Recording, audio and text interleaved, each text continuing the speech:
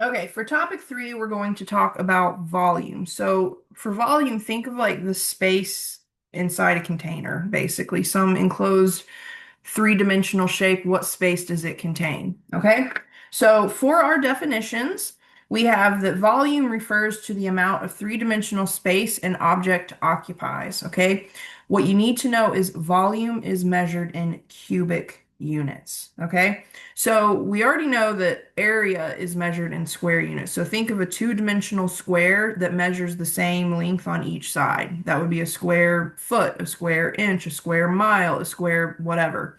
Okay? When you're talking about volume, you need to think of a three-dimensional figure.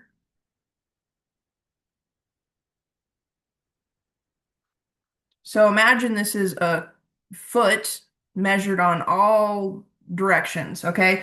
So 1 foot by 1 foot by 1 foot. This is a cubic foot. So we want to know how many of these cubic feet occupy a space, or how many of these cubic inches occupy a space, or how many cubic yards, or whatever the case may be. Okay, so that is one thing we're going to look at. We're also going to look at something called capacity.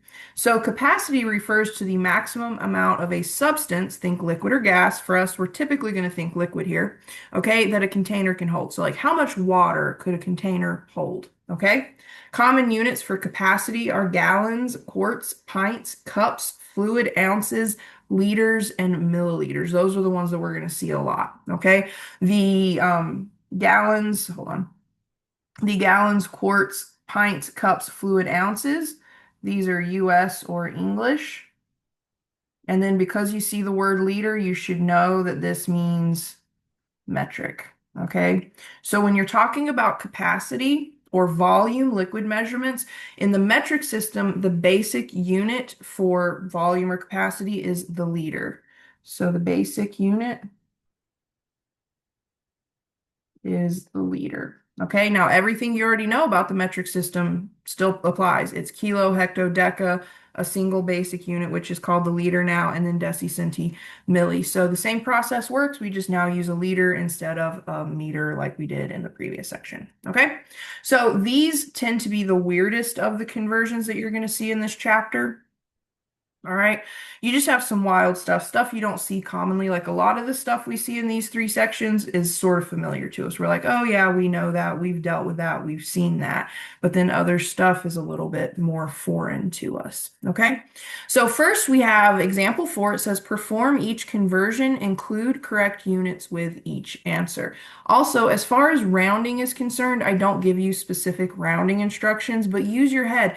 If you're doing something like this, rounding to like 1 or 2 decimal places would be absolutely appropriate. Okay. So always read the directions. If directions specify where to round, by all means round. If the directions don't specify to round, but you're dealing with money, go 2 decimal places. Otherwise, everything else 1 or 2 decimal places would be fine. Okay. First up, we have a pool has a volume of 10,000 cubic feet. So again, imagine a cube that measures a foot on all sides. Okay.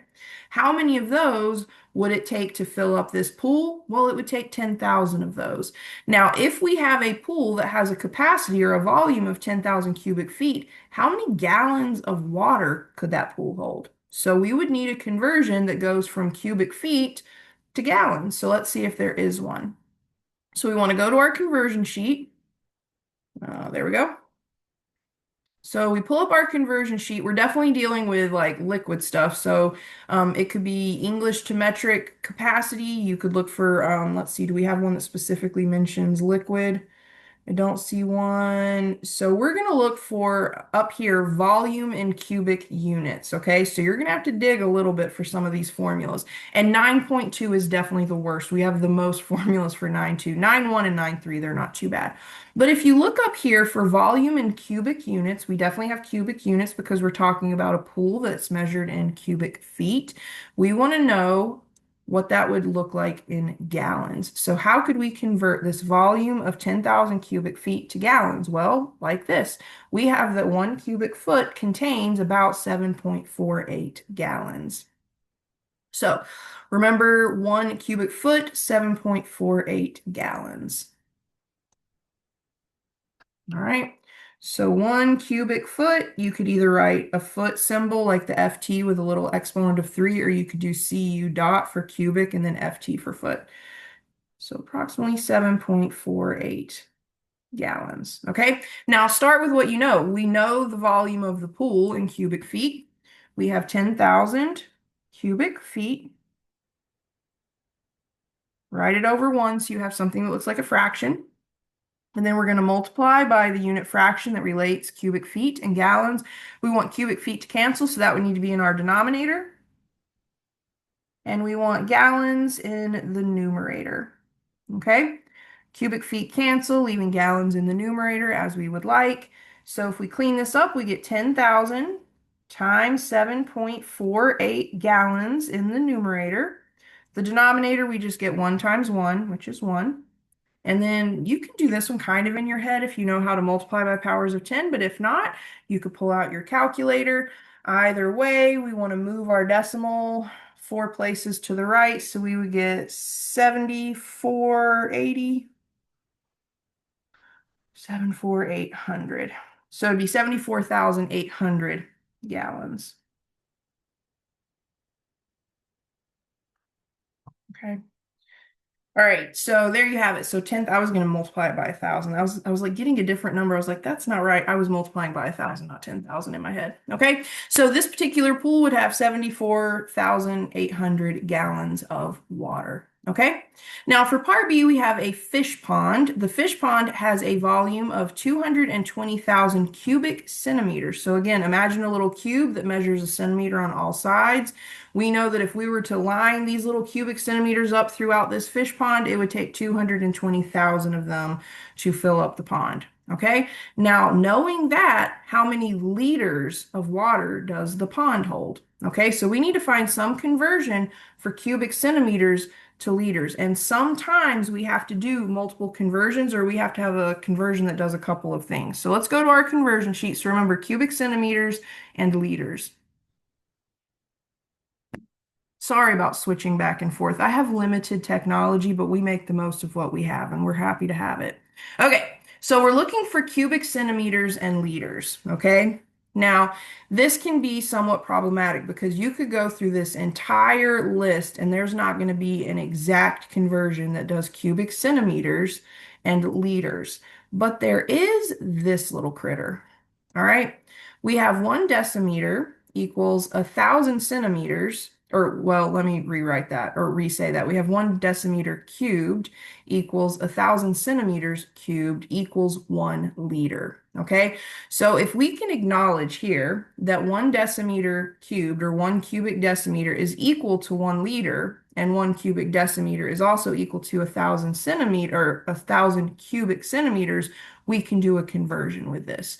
So we need to remember this one right here that is highlighted. So 1 cubic decimeter equals 1,000 cubic centimeters equals the equivalent of 1 liter of liquid. That's what that could hold. So going back to the worksheet, again, sorry for bouncing back and forth, but we had 1 cubic decimeter equals 1,000 cubic centimeters equals 1 liter. And we can use this right here. Okay, so if I can take my 220,000 cubic centimeters and convert it to a cubic decimeter, I know that's going to equal the same number of liters. So that's what we're going to do. We're going to go cubic centimeters to cubic decimeters and then convert that to liters. Okay, so we have 220,000 cubic centimeters. We're going to put that over 1. We need to convert this to cubic decimeters. We want the centimeters, the cubic centimeters to cancel. So in our unit fraction, we want 1,000 cubic centimeters to be in the denominator, 1 cubic decimeter to be in the numerator. Centimeters cancel, decimeter left in the numerator. Let's clean things up a little bit. So for my numerator, I get 220,000 times 1 cubic decimeters. My denominator, I get 1 times 1,000. So you can kind of do this one in your head if you need to. So we end up canceling a 0 in the top, a 0 in the bottom, a 0 in the top, a 0 in the bottom, a 0 in the top, a 0 in the bottom. That's how you can divide by powers of 10, or you can just go to your calculator if you're more comfortable with that. But right now we get 220 cubic decimeters. All right. But the question didn't ask about decimeters. It asked how many liters of water will this pond hold? But the cool thing is, we know that 1 cubic decimeter holds 1 liter of liquid. So we can go ahead and just trade off one for one cubic decimeters and liters. So we can say this would be 220 liters of water in this little fish pond. Okay. So these, when we're talking about volume, they're probably the most confusing and the weirdest, but the conversion process is the same. We're just looking for a unit fraction that converts from one measure to another. Okay, let's talk about example 5. Okay, the reason we talk about example 5 is when we talk about cubic centimeters, we sometimes call it something else. So 1 cubic centimeter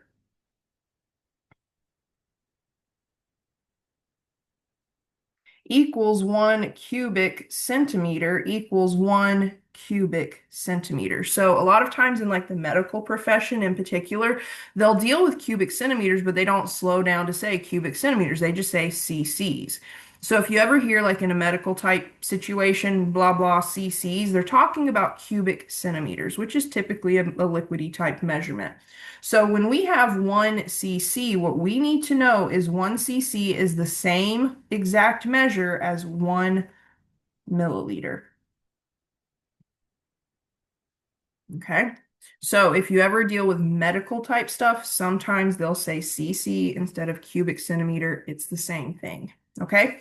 So for example 5, it says a physician orders 20 cc's of the antibiotic Omnicef to be administered every 12 hours. Part A says how many milliliters of the drug should be administered? Well, 1 cc is equal to 1 milliliter. So if we have 20 cc's, that would equal 20 milliliters. So this patient needs to get 20 milliliters of this antibiotic. Okay. Now for part B, it says how many fluid ounces of the drug should be administered. So what we want to do is we want to go to our conversion sheet and see if there is some kind of conversion that'll take us from either cc's or milliliters over to fluid ounces. Okay. Fluid ounces are kind of they're not kind of, they are a US measurement, whereas milliliters and cc's, both milliliters and cc's would be metric. All right, so let's go to our conversion sheet. All right, so again, we're looking for something that relates maybe milliliters to fluid ounces. You can slowly go through the list. You can pause the video until you find it yourself.